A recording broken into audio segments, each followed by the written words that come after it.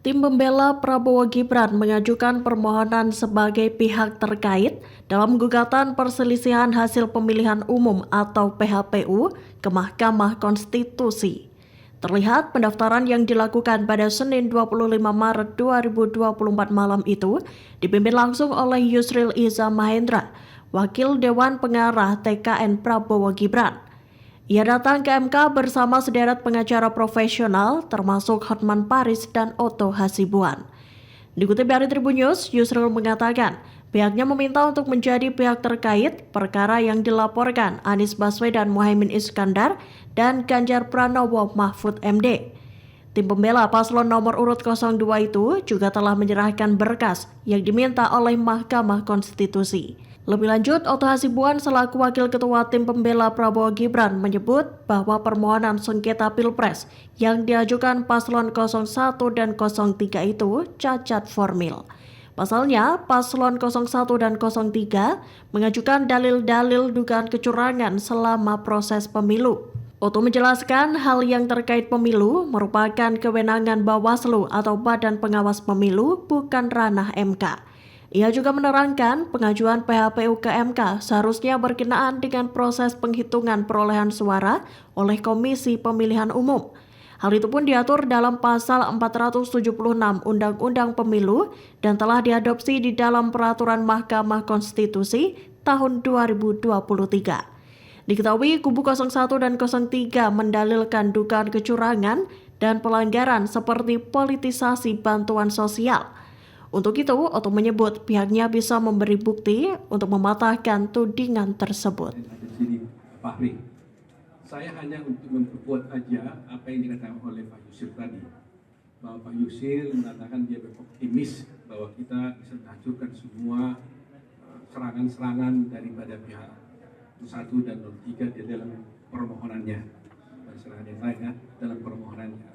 Karena apa? Karena memang secara formal kami melihat bahwa gugatan yang diajukan oleh 01 dan 03 tersebut adalah cacat formil.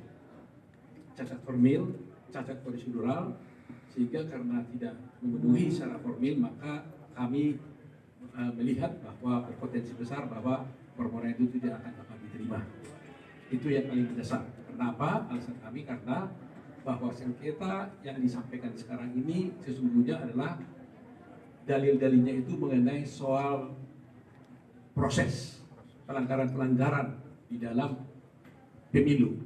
Padahal kalau pelanggaran-pelanggaran dalam pemilu itu adalah ranahnya Bawaslu. Yang Bawaslu bisa masuk ke Petun, bisa masuk ke Mahkamah Agung. Sedangkan yang dimasukkan di dalam MK ini, yang ranahnya MK ini adalah merupakan perselisihan tentang hasil pemilu. Ya. Dan itu tegas diatur di dalam pasal 476 Undang-Undang Pemilu dan telah diadopsi di dalam peraturan Mahkamah Konstitusi tahun 2023 yang tegas menyatakan bahwa untuk mengajukan permohonan saja itu di dalam PMK itu diatur apa yang harus dimohonkan. Pokok-pokok permohonan itu jelas diatur di sana adalah harus mengenai tentang perhitungan suara mana yang benar, mana yang tidak benar. Itu saja yang diatur sana. Petitumnya pun haruslah membatalkan tentang keputusan KPU tentang perhitungan suara. Dan yang benar yang mana. Itu yang sudah limitatif diatur di dalam MK itu. Sedangkan sekarang yang diajukan oleh pemohon adalah pelanggaran-pelanggaran, bansos lah, kecurangan lah, dan sebagainya, yang itu sama sekali tidak diatur dan tidak masuk dalam proses yang harus ditangani oleh MK. Itu poinnya. Petitumnya pun mereka mengajukan diskualifikasi, yang sebenarnya itu juga tidak masuk dalam ranah dari MK.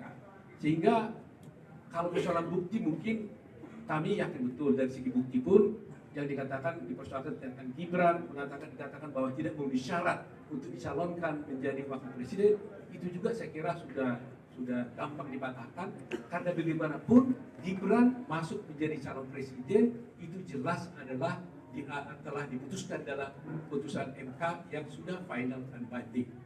Nah, secara logika berpikir juga, bayangkan saja kita bicara tadi Pak Ojit, sudah ada dan mereka ikut dalam debat, Pak. Debat. Sudah ikut dalam debat. Artinya legal standing dari Pak Prabowo kan sudah jelas diakui oleh nomor 1 dan nomor 3.